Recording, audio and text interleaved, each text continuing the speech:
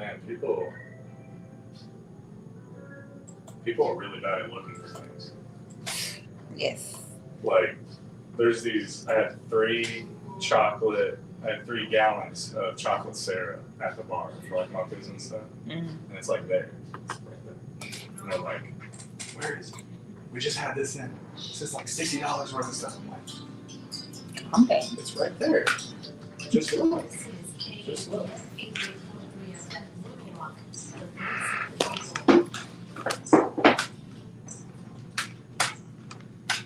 I'm gonna go to a doctor. I hate your doctor. Are you okay? Yeah. You don't know? I mean, it's like a checkup thing to make sure that I am okay, I guess. I don't know. Is it a wellness check? Yeah, wellness check. Oh, okay. Yeah. But I have to do it. And I hate it. I don't want to. Well, I'm glad you're doing that. Yeah, I know. I need to. Have a great rest of the day. Y'all do the same. See you guys. Y'all do good. See you later, Jeff. Get some energy out of Toney or something. I ain't gonna be able to do it. Something.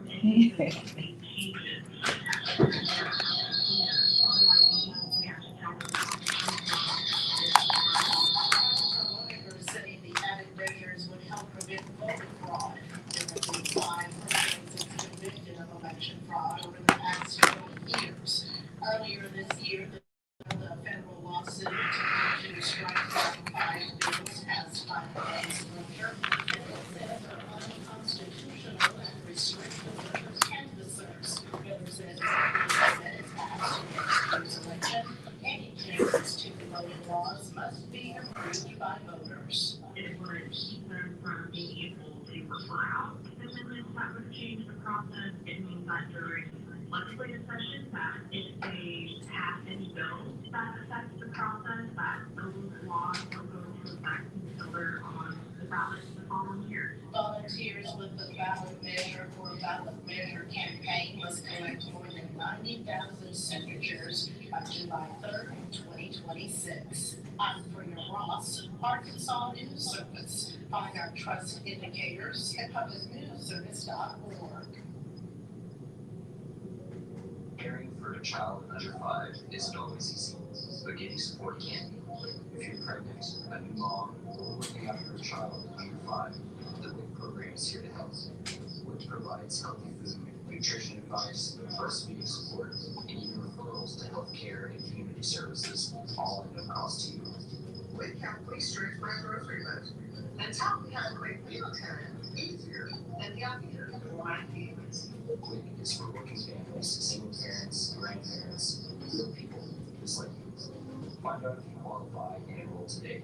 Contact your local county health unit or call 1-800-235-0002. Because when families are supported, everyone grows stronger. This message is brought to you by the Arkansas Hunger Relief Alliance and the Blue and Hue Foundation for a Healthier Arkansas. Unused prescription opioid pain medicines can spell trouble. They can spell risk if taken by someone they weren't prescribed for. Harm if accidentally taken by a child or pet. Or overdose if you're not using corrected. Safely dispose of opioids. Like a drug take-back option such as medicine drug boxes. You may find these in your community and local pharmacies or police stations. Visit www.fda.gov/drug-disposal. Hi, I'm Dr. Shelley Glaze from Today's Tip for Kids from the American Academy of Pediatrics. Children can die from heat stroke after being mistakenly left in a car. This sometimes happens when there's a change in routine. Make it a habit to put your phone or bag in the back seat next to your baby.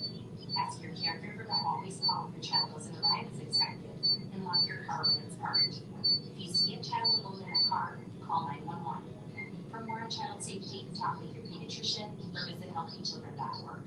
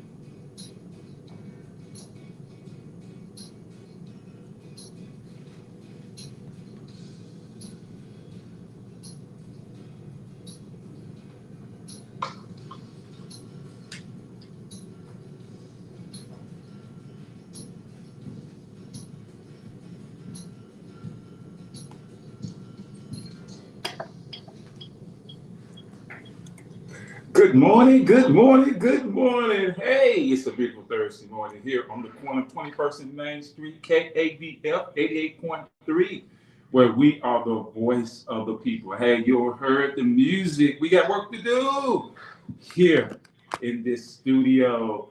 I hope everybody's having a great day so far. It's going to be another hot one today.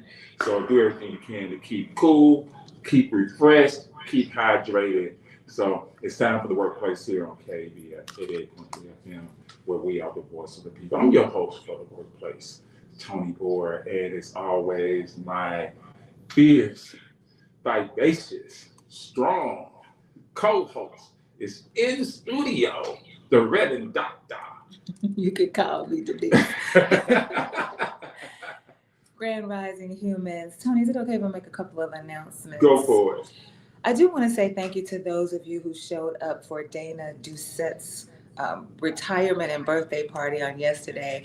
It is Doucette. I reached out to her to make sure I was saying her last name, pronouncing it correctly. And I said, is it Dossett or is it Docet? And she was like, it's Doucette. So, okay. And they made this little joke yesterday about how one of the ways we can remember how to pronounce her name is that she says, I am Dana Doucette and I do set the example. So I thought that was really cute. So thank you all for showing up. It was a great testament to the work that Dana has done in the city and in the community and the lives of people that she's touched. Anytime you can shut down Roosevelt Road because you are trying to get to an event, then you know it must be some good going on in the building. So thank you all for showing up for that. We love it when you show up as community for community. I also want to let you know that on this Sunday, June 29th, this show was rescheduled for this Sunday, June 29th at the River Market Live. This is Rodney Block and his all-star friends. The admission is free, and you can see Rodney Block and also Tawana Campbell.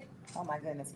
Tawana Campbell, Chrissy P, Bijou, Cami Renee, Haywood King, Roosevelt Harris, Keith Savage, celebrity DJ Nick Hood. All of that is happening at the First Security Amphitheater from 6:30 to 8:30 p.m. this Sunday, June 29th, River Market Live with Rodney Block and his all-star friends. Hope to see you there.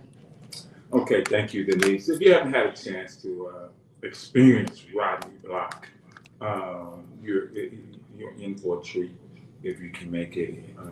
His music is awesome.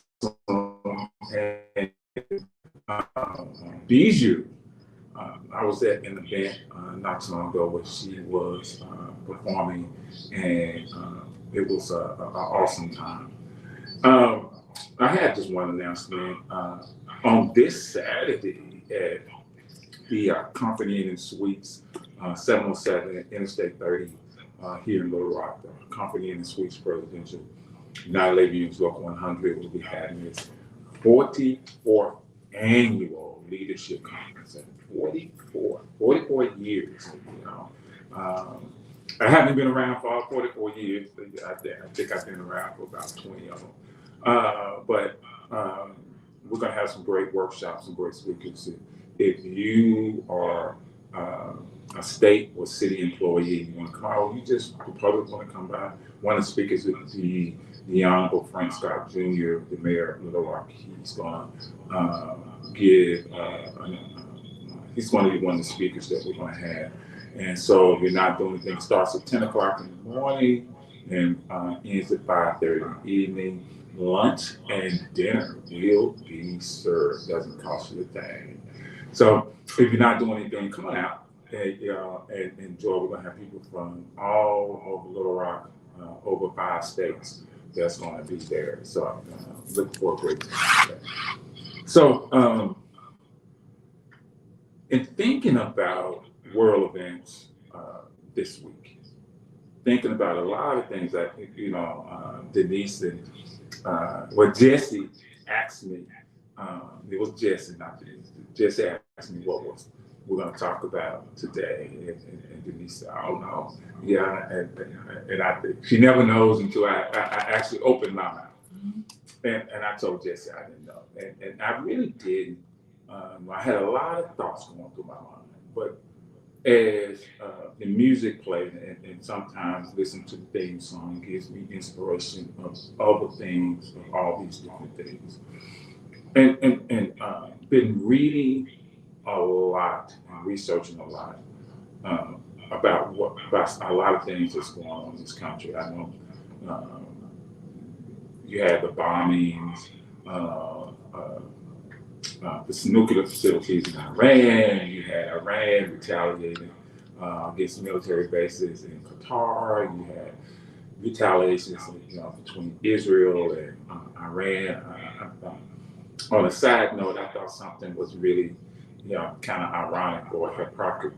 Was kind of some hypocrisy is when an Iranian missile hit a hospital in, I think, Haifa, which is in southern Israel. And the defense minister from Israel said that it was disgusting that that the regime in Iran should not be, they should be wiped out the face of the earth, that they had no morals, basically, for bombing, for a missile hitting the hospital. And I thought, ain't that crazy that Israel can say that, but they've been bombing hospitals in the Gaza Strip since the war broke out. And I'm like, that's crazy, but I think that's some of the hypocrisy that we have to deal with in so many different ways that's going on in this country. And one of the greatest hypocrisies, and to be honest with you, I have to admit that I'm complicit in this part, in this hypocrisy that we're going to talk about this morning. I'm complicit in it because of the work I do. So there is a 95% chance that the missiles that Israel is firing, not only into Gaza, but into Iran, are being manufactured here in Canada also. Let me say that again. The missiles that are being fired into Gaza against the Palestinians and against Iran, there's a high probability that those missiles are being manufactured here in Canada also.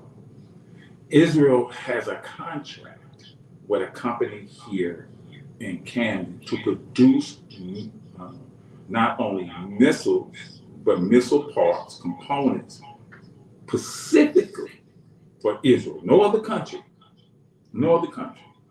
but specifically for Israel.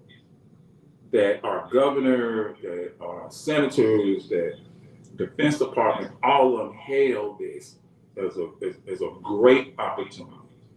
And so the reason I say that I'm complicit is because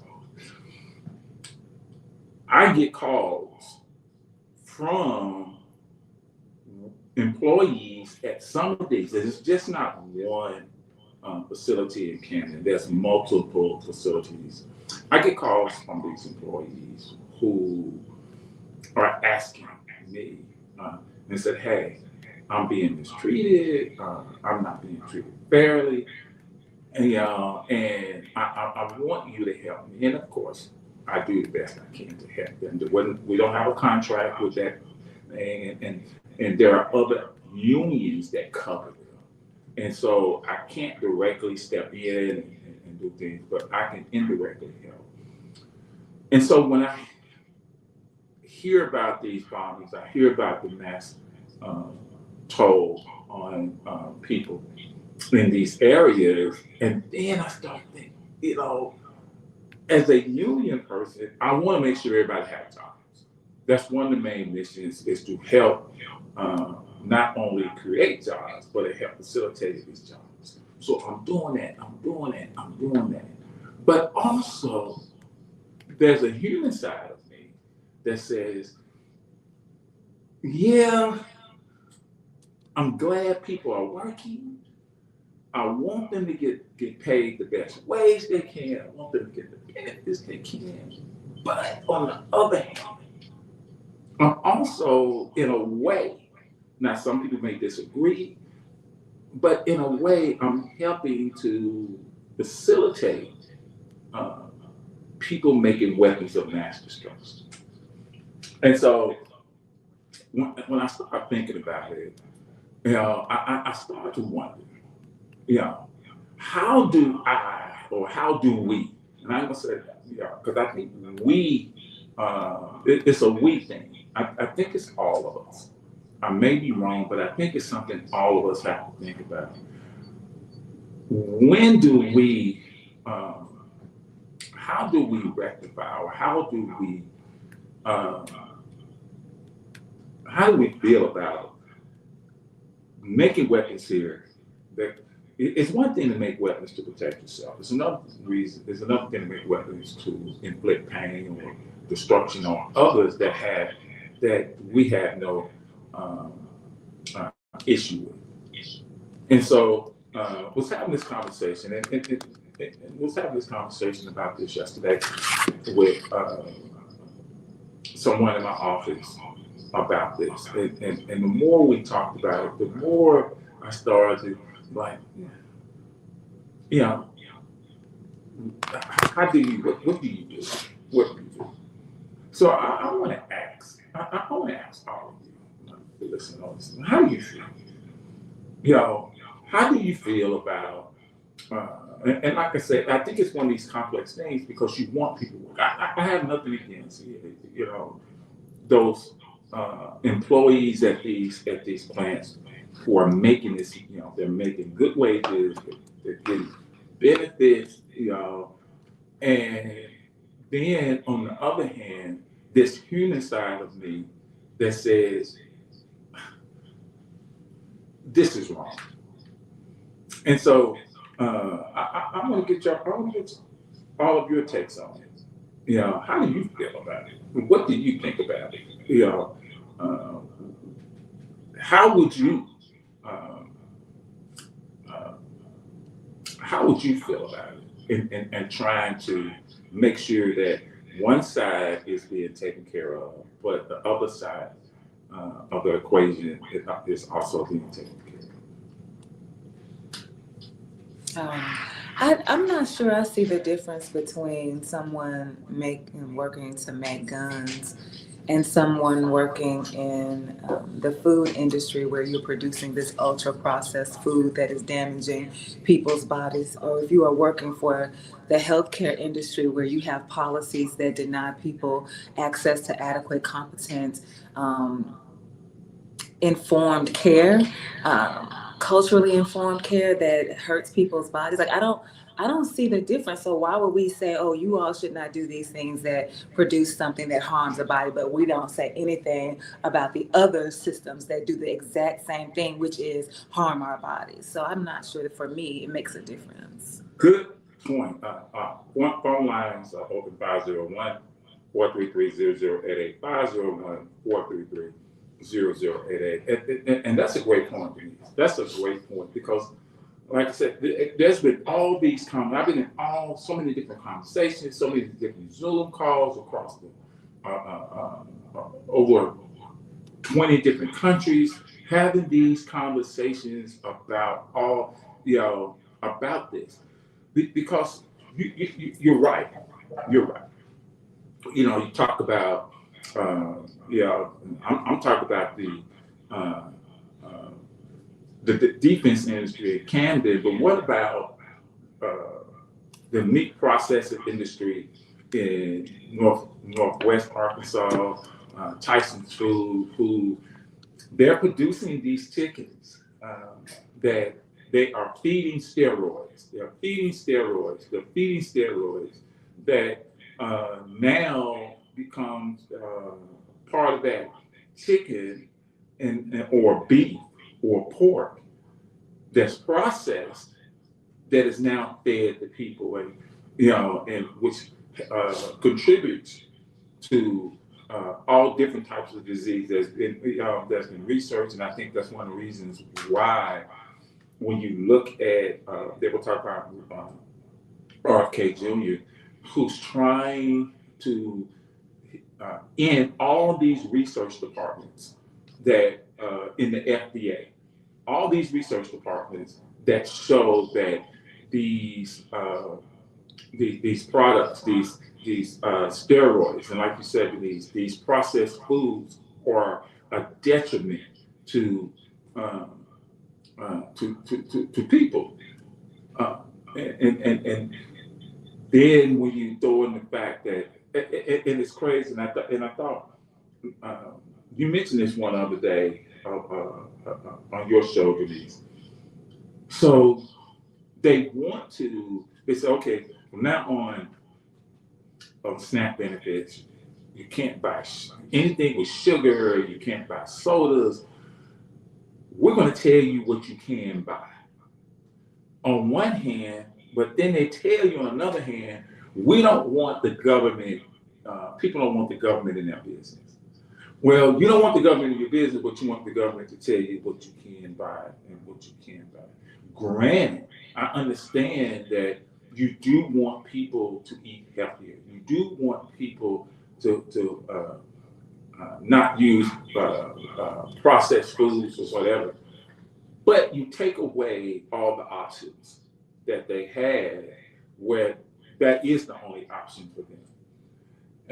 And so when you start looking at all these things, whether it's defense, whether it's the food industry, whether it's Elon Musk building this data processing center in Memphis, he wants to be one in Arkansas that is going to produce pollution and different things.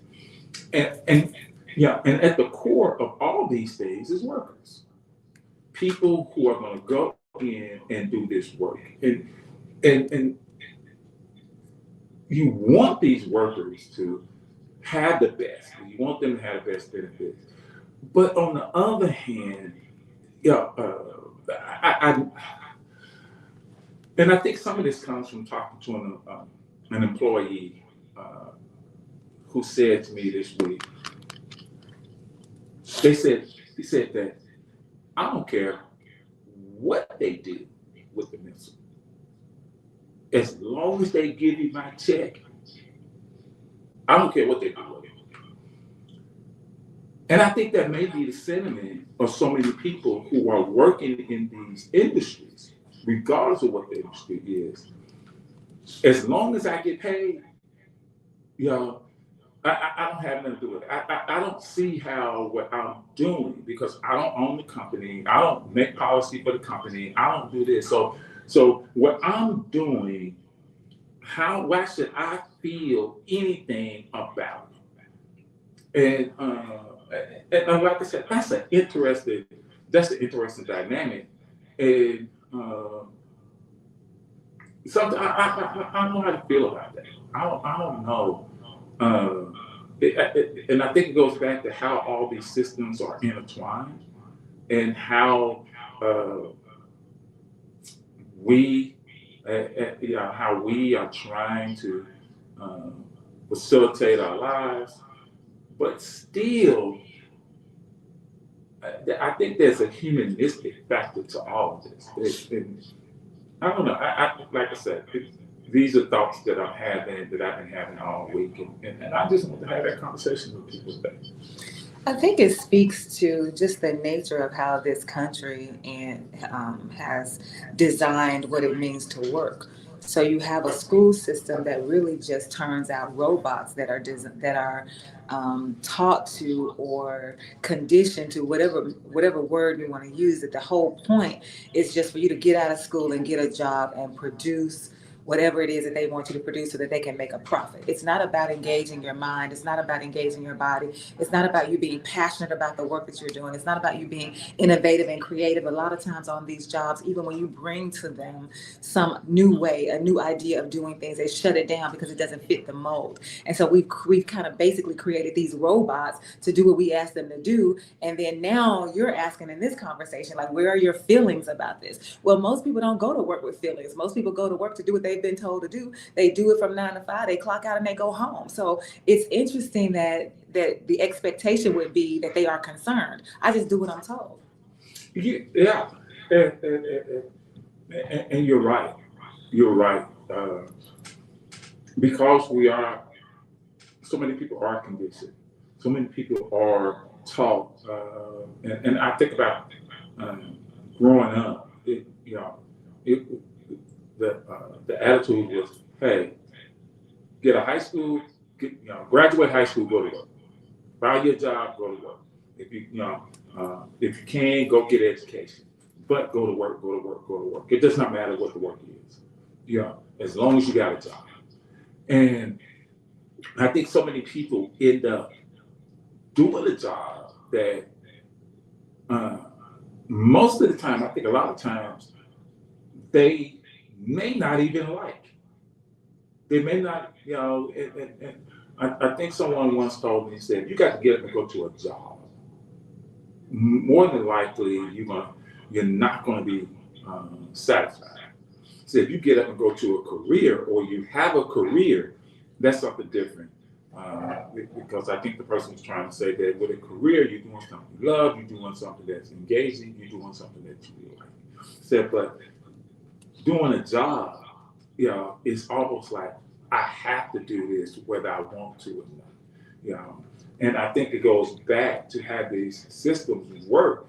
Is that I got to pay bills, I got to buy food, I got to take care of this, and I have to have something, this job to do that. And it really doesn't matter whether I like the job or not.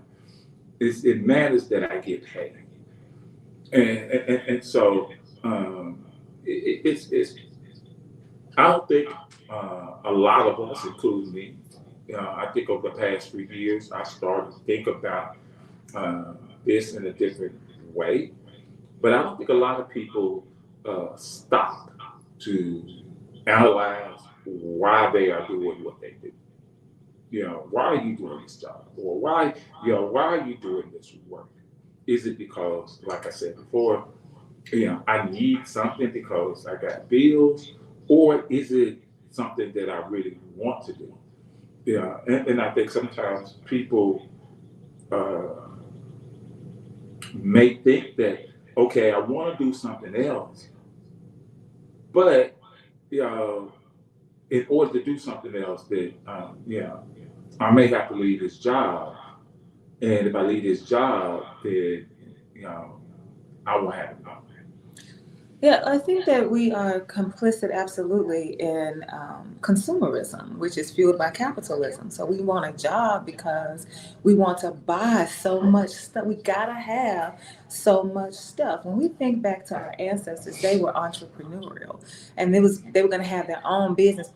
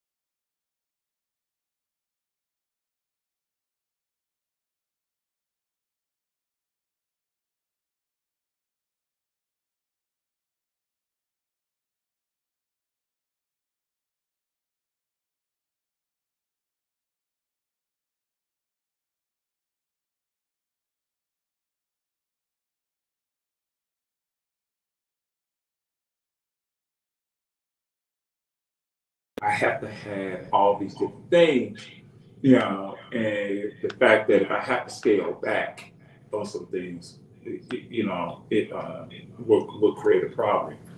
But also, there are so many things that are intersecting in this country. So many things. And I think sometimes we look at different issues and we look at them as separate entities. But when you, and one thing that I've learned to do, and I learned this from you, Denise, is connect the dots. When you start connecting the dots, it's that you find out that all these things intersect. They're not just isolated issues, they all connect.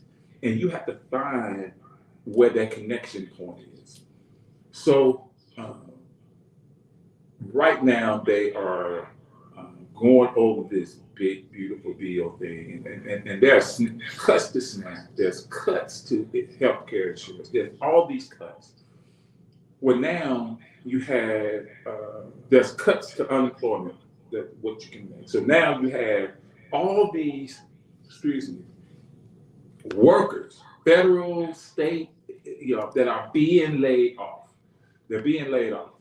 If you are a federal employee and you just got laid off, and you go to apply for any benefits, SNAP, housing, whatever, what they're finding out is that because they're going to base your income for these services on your previous income.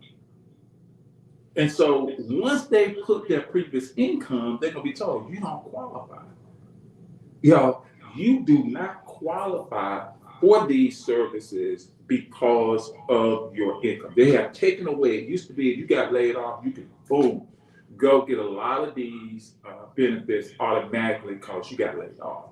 Well, they changed the rules in a lot of states, especially in red states, to where this can't happen. Also, because of all the deportation, and I don't know if you heard when the president said, when Donald Trump said that, we're not going to go after farm workers anymore. We're not going after hotel workers anymore. We're not going after business anymore. We're not going after people working in meat processing plants anymore. We're not going to do that anymore. We're going to put a pause on that. But we're going after everybody else. And that lets me know that, we still need those workers to do things. We still need those people to do work. But also, it opens the door for these employees who have been laid off, where they can say, you can go do this job. And most people are going to, the average, I can say that, but most people, if you ask them, listen, there are tomatoes out here on this farm that need to be picked, and that's a job for you. And we're gonna pay you $17. I think the rate is about $17 and $18 an hour. And you said, no, you don't have to pick tomatoes, whoever you are. And so, well, these jobs have been created because remember, they said, they were saying that they're taking American jobs. Well, we've created these jobs for American workers. Now you need to go out there and do it. And so when you start to look at all these different things, it all comes together in what they're trying to do. And one of the things they're trying to do is ensure or make it to where if you're not in that 10%, if you're in that 90%, then it's going to be a controlled situation where you have to do this. And going back to something you said a minute ago, Denise, when you were talking about this consumerism, if you continue or you want to buy these things, in order to buy them, then you're going to have to make a decision, especially when it comes to jobs. You're going to have to make a decision and say, if I want to buy these things, and it really don't mean that, and when you think about it, it's just not things. It's the necessities. if I want to keep the necessities, then I'm going to be forced to go out and do these jobs that they say are being created for me. For me. They're being created for the poor, and when you think about it, even the middle class. Because people think the middle class, they think the middle class is I don't want to say in an untouchable position, but people think middle class is like, hold up, I'm middle class. There's some things I ain't gonna do.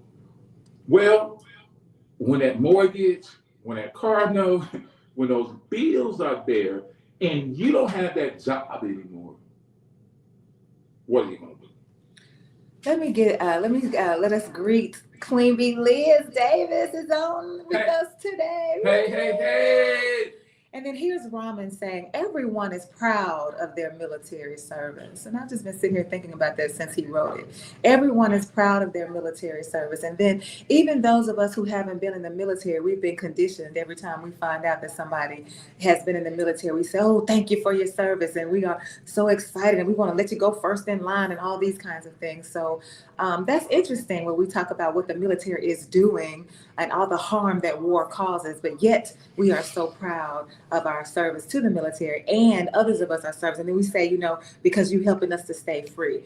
And so that's an interesting conversation to have as well. And it's kind of hypocritical to me because we say, well, we thank you for your military service to keep us free, but in keeping us free, you're killing other folks. So then how does that work? Right? How does that work? And so I just want to say to this piece about picking tomatoes, I want to say that I am in the school of thought where I'm not opposed to picking tomatoes. I'm not too good to pick tomatoes. I'm classified as middle class, and I absolutely can see myself doing that. That's not my concern. My concern is when you think about the history of this country, where it used to be that Black people owned 12 million acres of land, over 12 million acres of land. And now we're down to maybe 2 because of the way that the government has stolen land from us, from my ancestors, from people of color, from Native folks. When you think about that and you say, wait a minute, so now you have stolen this land and you have repurposed it for your own good and you want to use my body to continue to profit off of it. That's what I'm opposed to. That's why I said I'm not going out there to pick no tomatoes. Now, if we want to talk about the property, I know I want to have Dr. Karama Neal on here to talk about the heirs property. If we want to talk about the reclamation project where we reclaim the land that is ours, and now this is my land to farm, this is my land to grow, this is my land to produce for the community, for the people, for the world. Okay, well, that's an entirely different conversation, which allows me to work the land for my own gain. So I don't believe that there's no Black person or no person of color out there who doesn't want to pick tomatoes. I'm not doing this under these circumstances. Yeah. And I had an interesting conversation with my daughter this week, and it opened up my eyes. Well, I'm not gonna say it opened up my eyes, but it showed me, because the more things change, the more they stay the same. The more things change, the more they stay the same. And she was talking about she is a home caregiver.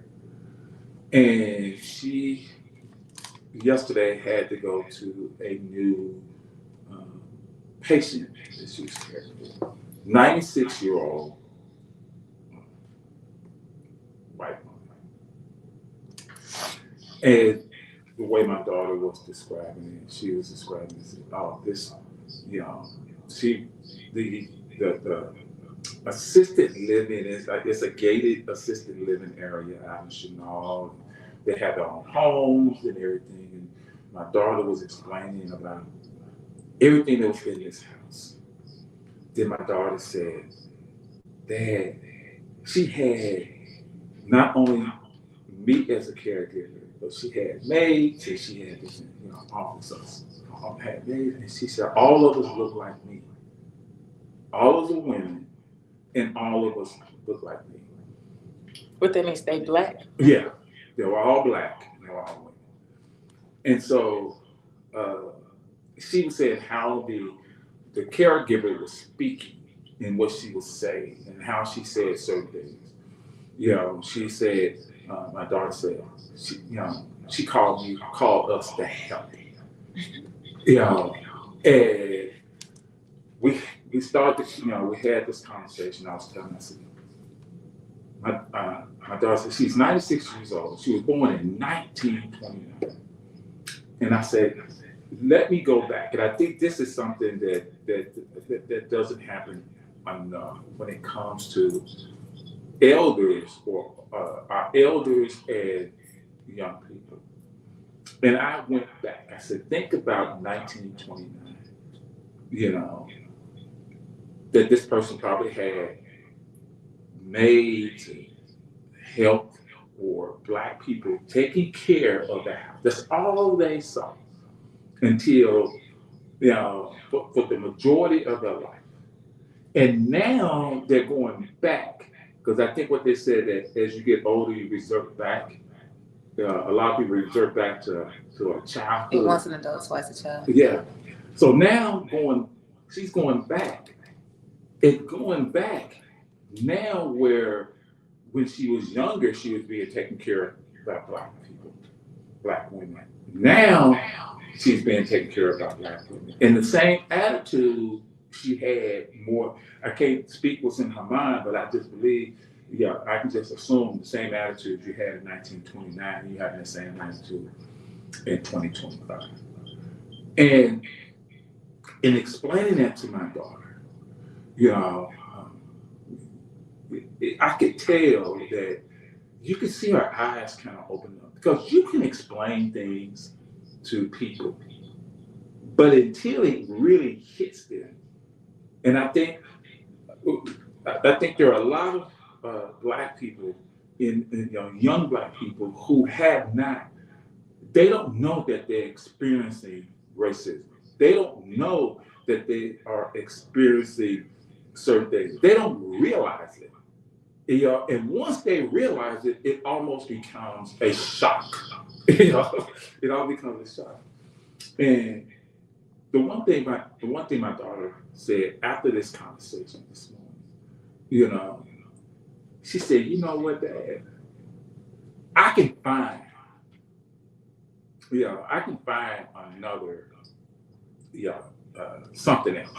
I can do something else, but I don't have to put up with this." Now, granted, going back to what I was talking about earlier, my daughter's in a different situation than a lot of other people. Yeah, my daughter can say, I'm not going back, but she still have a roof over her head. And I explained this to her. I said, you don't have to go back there. You can change. You can do something else. I said, but think about the people that don't have that choice, because they have to put up with that because they need that job. They need that income where they have to put up with that. And going back to a lot of what this conversation is about, how do we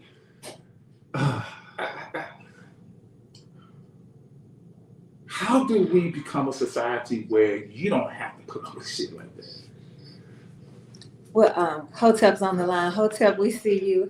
Well, I would say to your daughter, if I were in conversation with her, I would say that, yes, absolutely, she has a choice because of her living situation. She has a choice. She also to leave and walk away. She also has a choice to say, you know what I could do is I could look at this as a learning opportunity. I can learn all the ins and outs of healthcare. I can learn how to treat people, what language to use when I'm talking to people. I can learn how we're not going to treat people and what I will not allow to happen if I was in leadership. I can learn all of this. I can learn all of the processes, all of the policies, all of the procedures.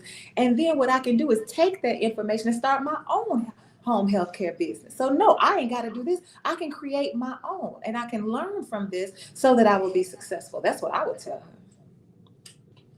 her. Call you on there.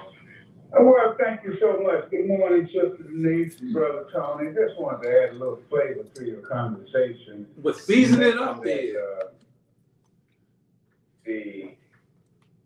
guess you would say the establishment steals from the steal land from the rightful landowners. They also steal ideas and businesses.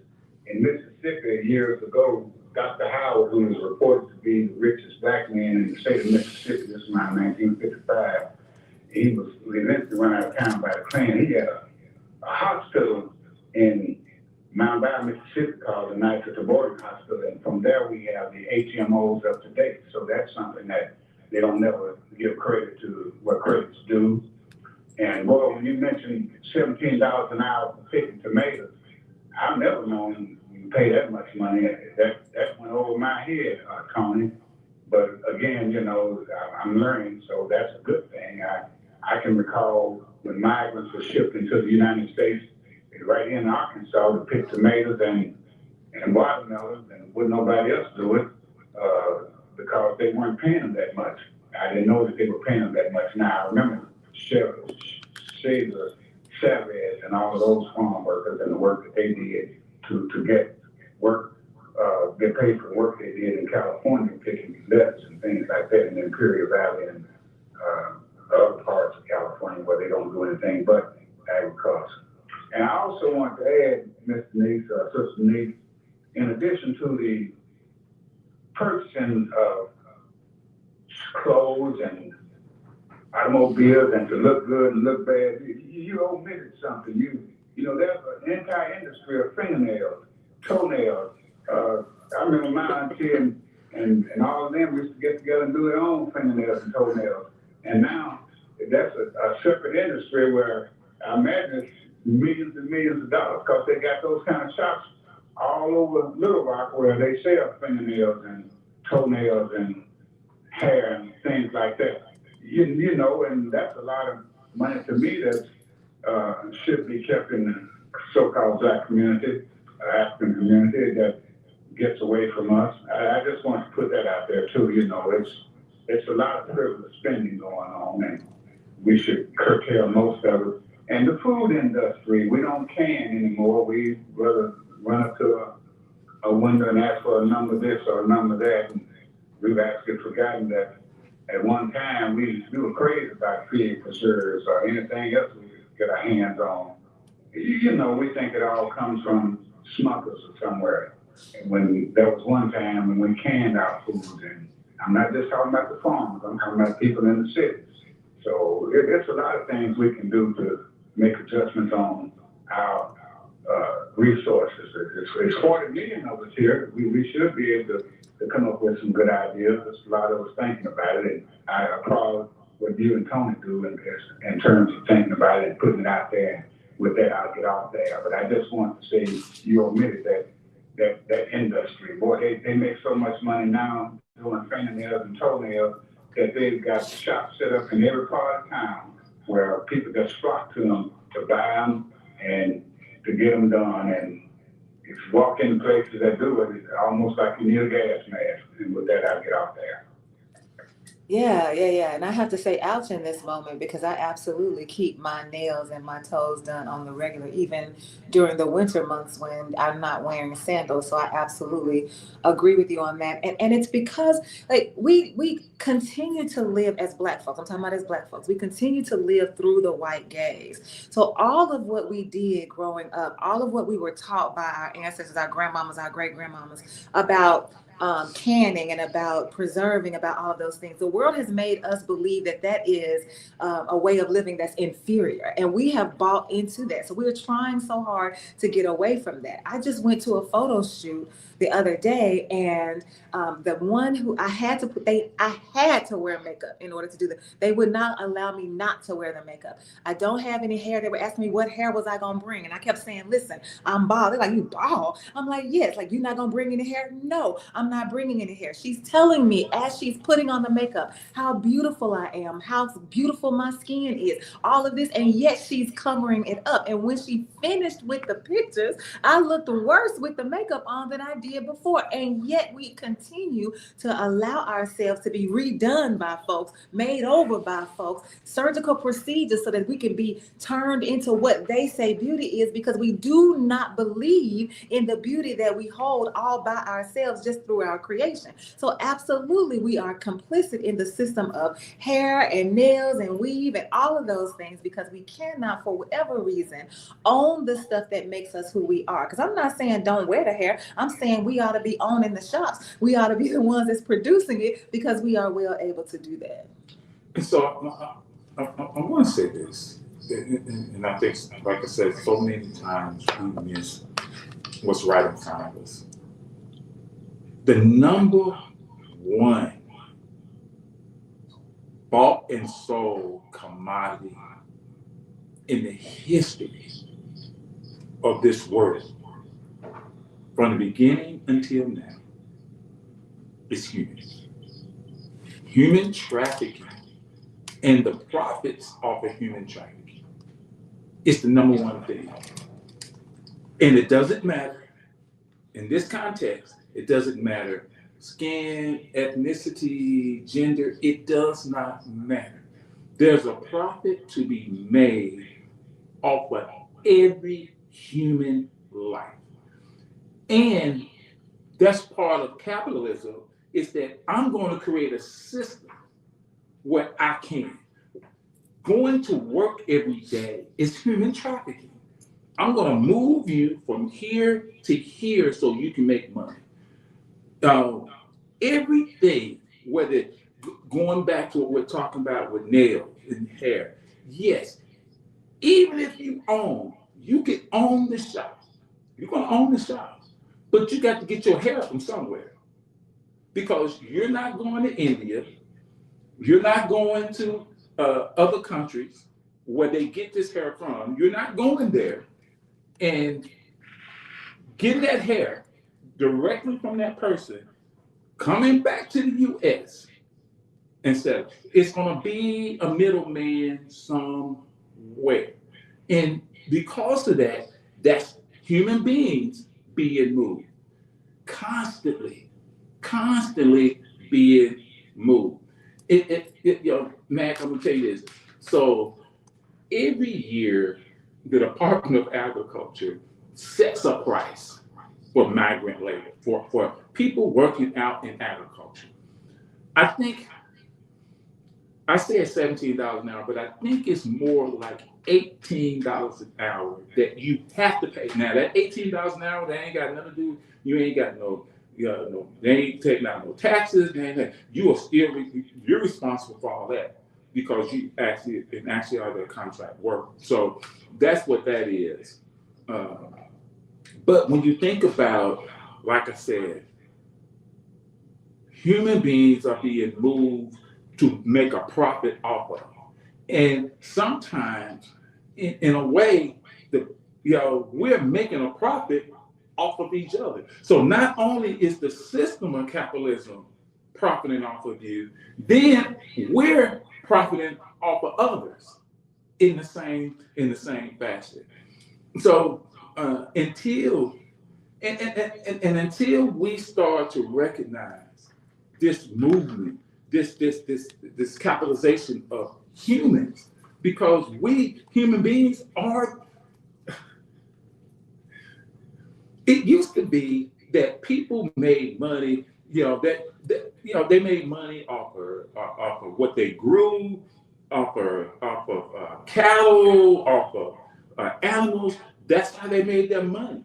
Where you weren't moving people weren't being moved so much, but people were making money off of what they did.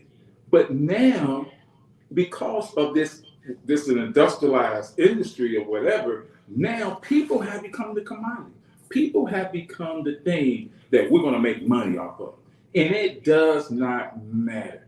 I will say, do some groups, are worse off than others? Of course. But the people who actually make the money off of all of those groups are the people at the top. I'm not sure I'm following the moving of people that you're talking about in this particular part of the conversation, but I do want to pause to give a shout out to Terrence and Dandria Williams, who are a Chicago couple who make vegan hair care products. And so if you say, I'm gonna, because I said there are people who own the business. This is more of what I'm talking about, where you're owning the business because you want to produce what is good, what is better, what can help the people. And so you're not just trying to exploit labor. You're not just trying to make a profit. You're not continuing to contribute to the demise of people's bodies, but you're saying, hey, here is a product that if you want to do your hair, I'm not going to judge whether or not you're doing your hair, but here's a way where you can do it where you're healthy, your scalp is healthy, your body is healthier because of the products that you are using. And these are Black people who are saying, listen, in order for us to do what we were called to do, what we're passionate about doing, what we consider to be a career where it's not just a job, then I am going to give myself over to my innovation, my creativity that's going to help you because it helped me. It started with me trying to help myself do better, and now I'm offering that to the world. That's the kind of industry that I'm talking about, because I don't think that at this point we can get away from industry. I don't think at this point we can get away from people being consumers. I don't think we can get away from that, but there's a different way we can do that, and there are plenty of people leading the way. And I just wanted to give a shout out to that Chicago couple, Terrence and Dandria Williams, who started Shantaria Beauty products. Yes. I can get with that. I can agree with that, because there are a lot of people now, especially a lot of Black entrepreneurs, who went back to the basics and said, you know what, we're going to grow the ingredients we need for this product. We're going to grow. We're going to create them. We don't have to go to another source. We don't have to go to a distributor. We don't have to go to some place where we have to get it. We're going to grow it. We're going to create it. We're going to be, there is I can't think of the name, but I met them when I was in, when I was in Canada. You know, they were from the U.S. And they had, it's a product that they were making. It's this soap that they were making. They were making it from their own. I mean, they grew the plants. They had hives where they had honey, and they grew everything they needed. They put everything together. They built their own processes. They did it all. So everything that's going into it, it's them doing it, and there's no outside help. They market their own. They sell their own. They have contracts with different stores for their own. And I agree with you, Denise. That's the way to do it, because now you cut out everybody else, and you're not dependent on anybody else. You're doing this, you're creating this, and now you can facilitate it on your own. We out of time. And so I just want to thank everybody for tuning in. And I just want to give a shout out to Dana Doucette. Dana has been a fixture on KABF on many different shows. She has done a wonderful job, with community programs for the city of Little Rock. Had many conversations. We got, actually done underwriting through her through the city and KABF. And I just want to wish her the best in all of her endeavors going forward, and thank her for the work that she has done for the city of Little Rock. Any final thoughts, Denise? Well, thank you for tuning in. Like I said, if you're around this weekend, Saturday, for the United Labor Union's Local 144th Leadership Conference, 707 Interstate 30, Comfort Inn and Suites Presidential Ballroom. Enjoy the rest of your day. Please stay hydrated and be careful out there.